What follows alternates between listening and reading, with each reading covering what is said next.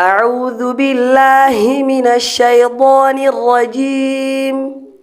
واذكروا الله في أيام معدودات، فمن تعجل في يومين فلا إثم عليه، ومن تأخر فلا إثم عليه لمن اتقى.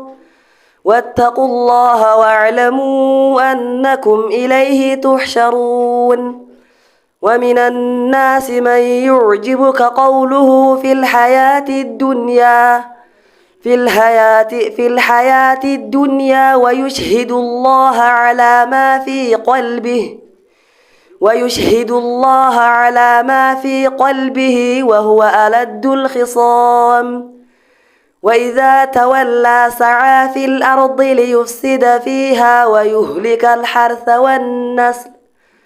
والنسل والله لا يحب الفساد.